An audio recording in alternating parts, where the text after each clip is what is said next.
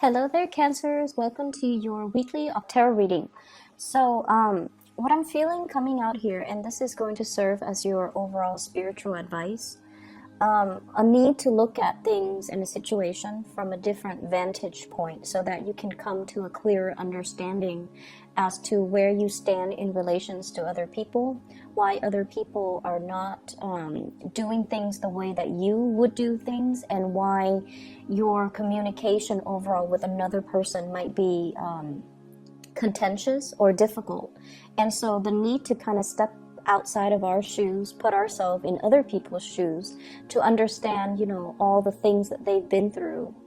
It's like walking a mile in somebody else's shoes so that you understand the person that they are and how, their life experiences have kind of created the person that they are right now. And I feel like for a lot of you, your ability to sympathize, your ability to empathize and to understand another person is very immense and very, very deep.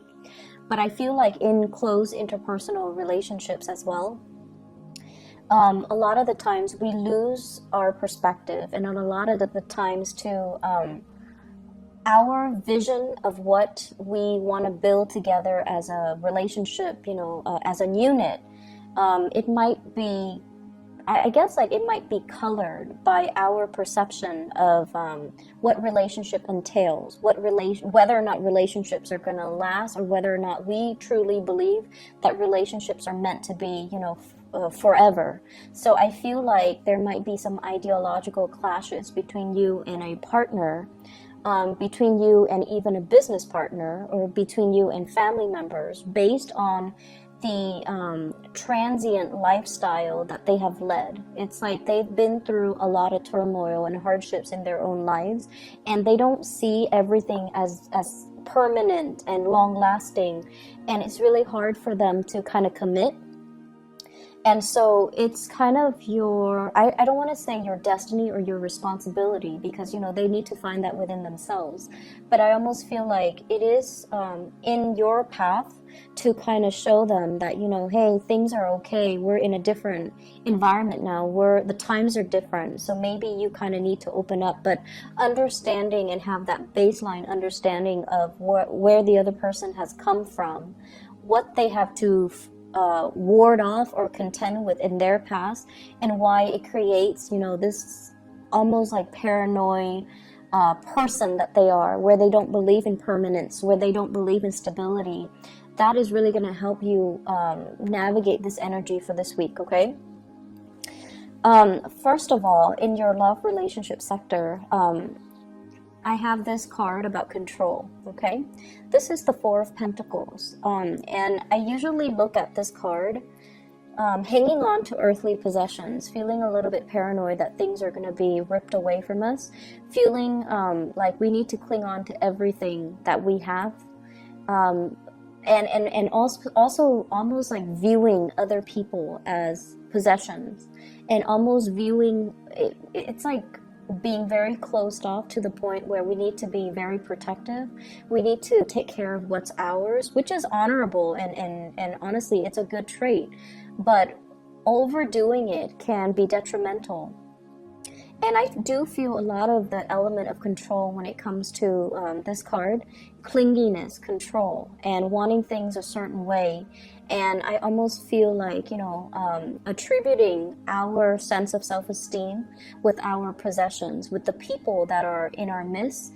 And I usually see it as like, the person that has like the trophy spouse, the trophy wife, the trophy husband, the eye candy, and that they can parade around town with someone who's very, very attractive, because they feel like it boosts their self-confidence when onlookers see that there was someone who's very attractive. They get a big ego boost.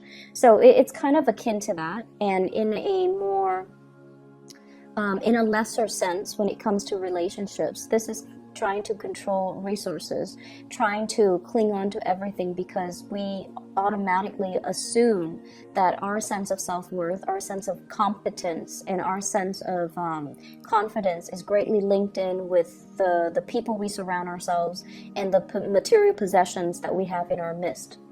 And I also feel as well, when it comes to arguments, when it comes to dealing with another person that you're romantically involved with, that you're married to, or, you know, a significant other, whoever it is, that you're romantically linked up with, this is like not being able to see outside of our own vantage point. Like I said earlier, clinging on so strongly to our beliefs that when people question our values, question our beliefs, we feel like it's an attack on us personally. And so we tend to get a little bit defensive. And a lot of the times, the things that we are very defensive about are things that we know to be true about ourselves. And that's why it's like touching a sore spot that we don't want to look at.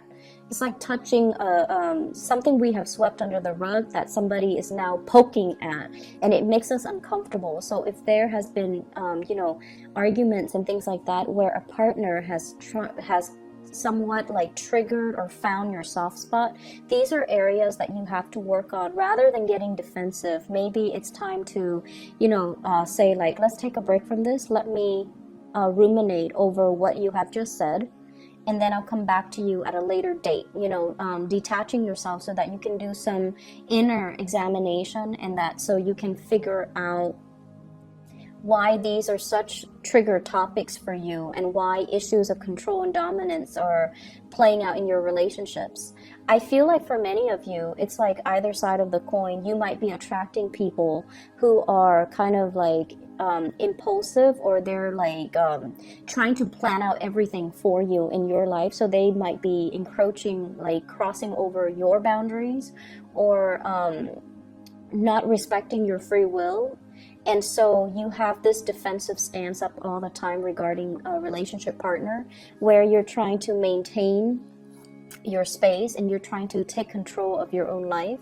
And then for others, there's this issue of, you know, control and things like that coming in your relationship that you're exuding towards another partner. The partner that you're dealing with shows up here as the Six of Swords. This is somebody that has been through hell and back, okay? They've got a really interesting backstory. So if you're dealing with someone that has been through like a lot of tumultuous childhood, a lot of dealing with, you know, a lot of relocation, moving from one place to the next. They've never had a place where they can call home.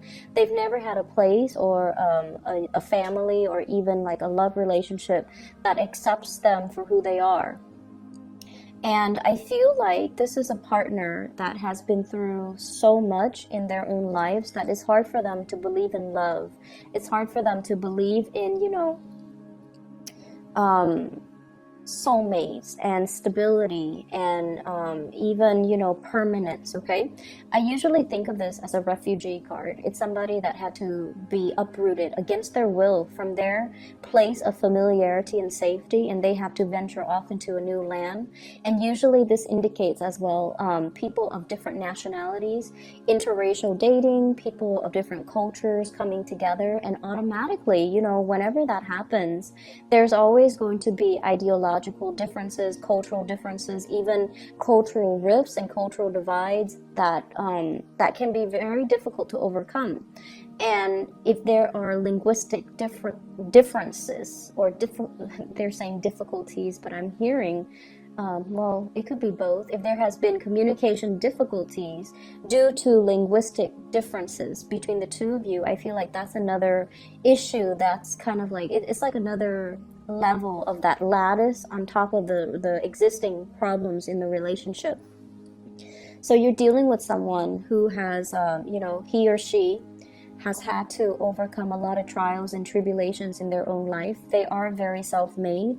They don't sit around and whine and complain over things. They just get things moving. And I almost feel this need for someone who you're involved with. They're constantly moving so that they don't have to process things, so that they don't have to feel things, because their emotions can be so overwhelming. If they took the time to really, you know, see a therapist or to really vent, it's like it would open up a floodgate of emotions, and they're not really ready to do that. So you're dealing with a partner who might be very broken, very injured. They're moving away from that.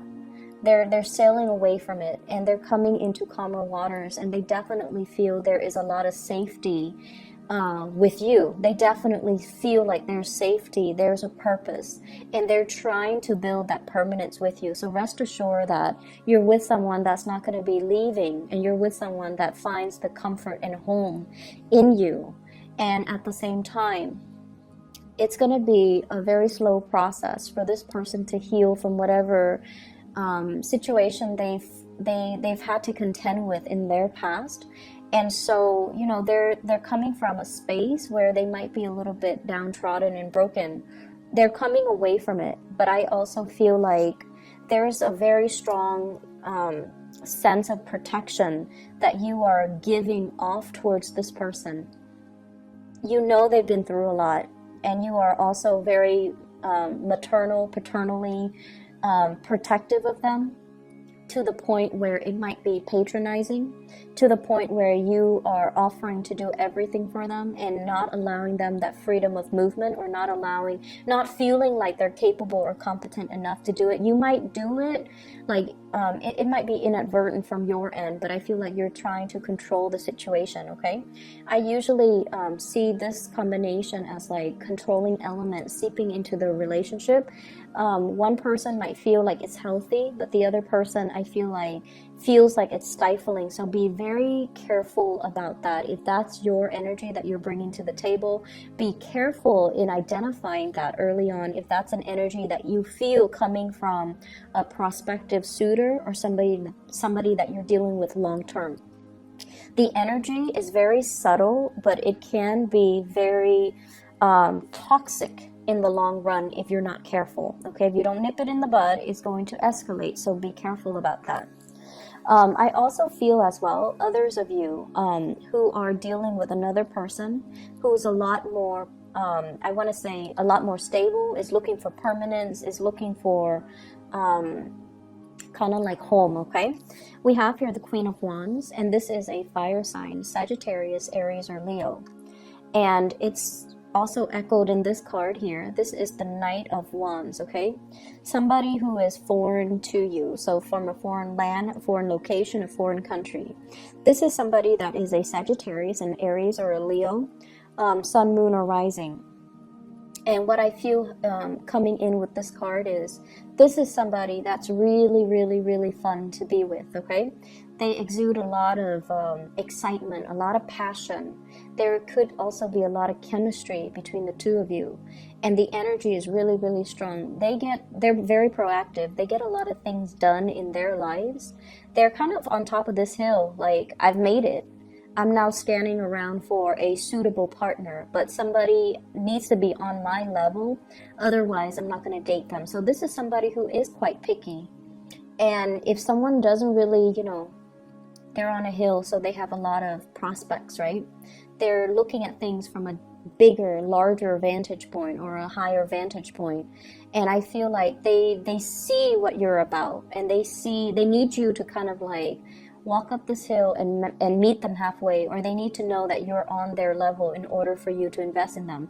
And on your level doesn't mean material wealth. On your level doesn't mean professional like achievements. It basically means wanting the same things, wanting adventure, wanting expansion, wanting to, you know, explore the world and look at the world as a playground, rather than, you know, just going through the motions, work and home, and rather than looking at the world with a pessimistic view. I feel like they want an equal partner in fun and adventure, and I feel like they're going to be a really good person to travel with. They're a good person for you to expand your worldview, your consciousness with. This is not somebody who is narrow-minded, okay?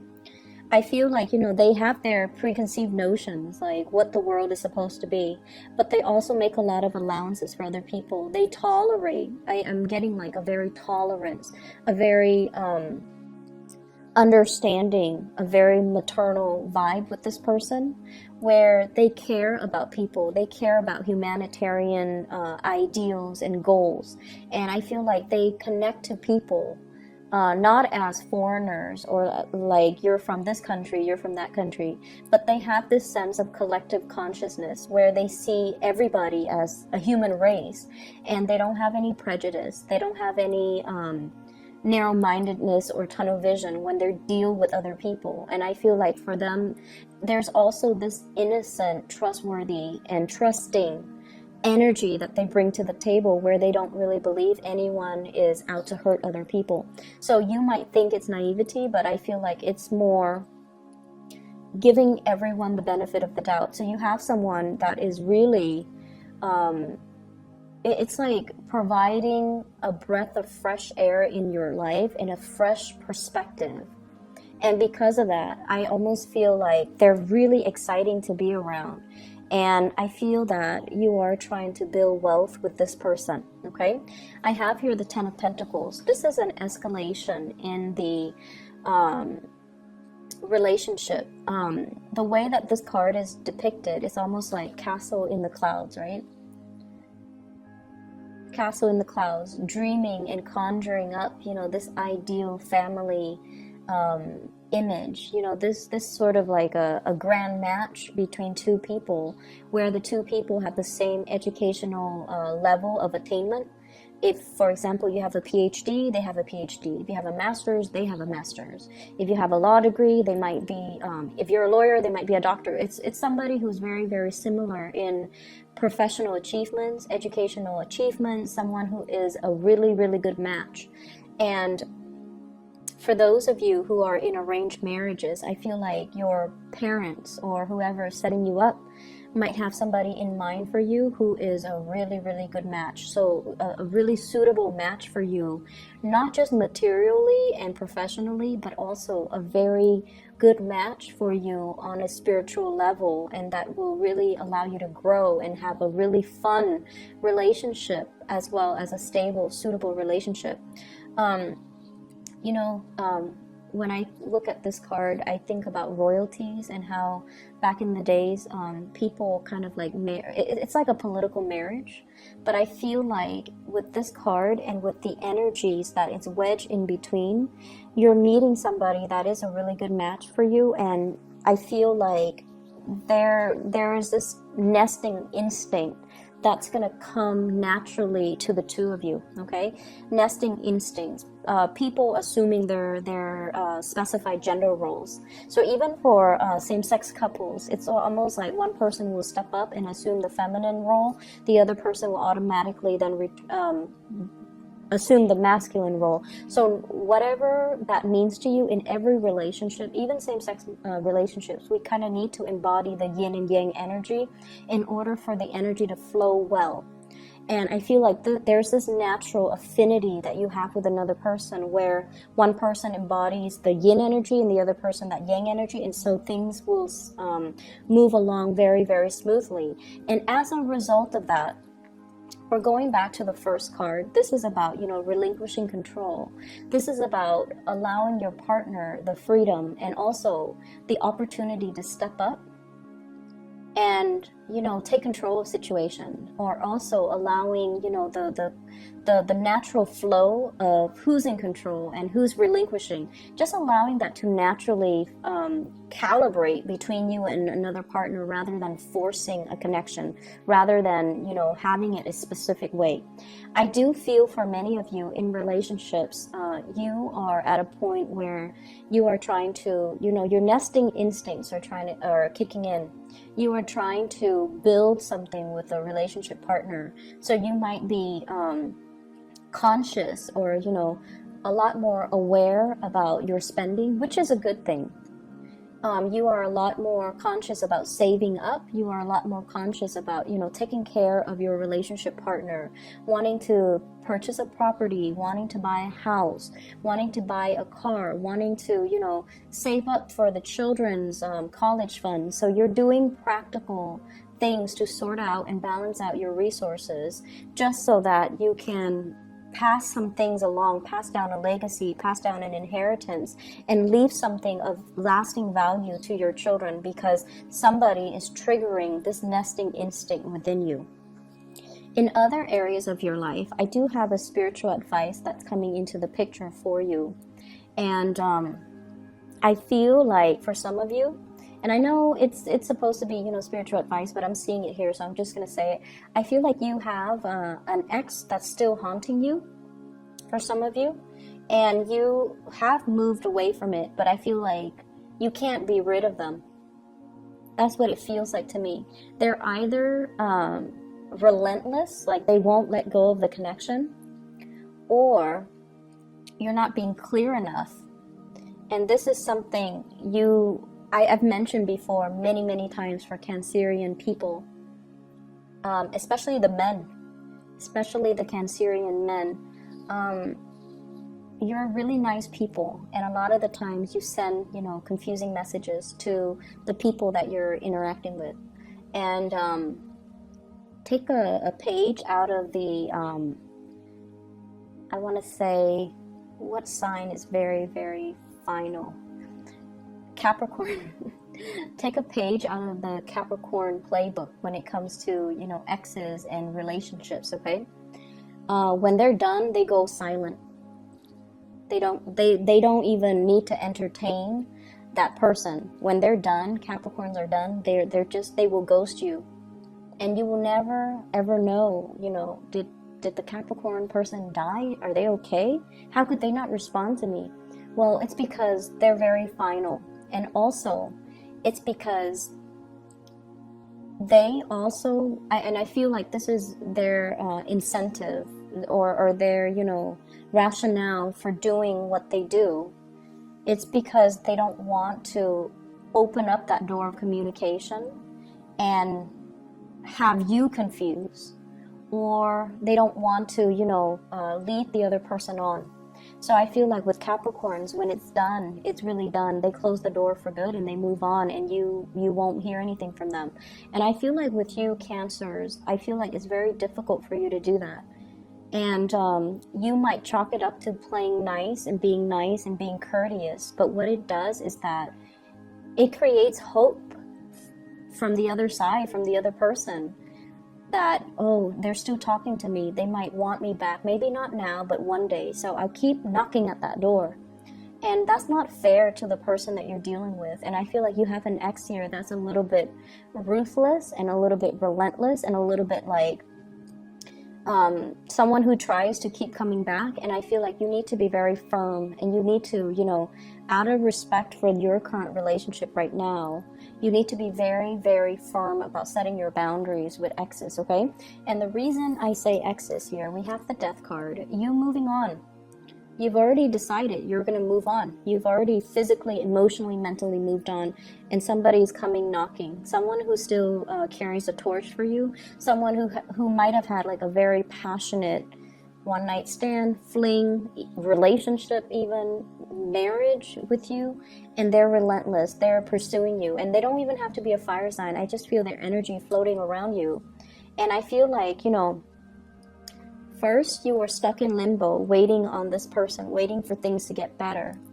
You've moved on your own. You've moved on. And I feel like you might have been waiting for them while they were going around, you know, trying to find themselves, and quote unquote on that. It's like trying to find themselves.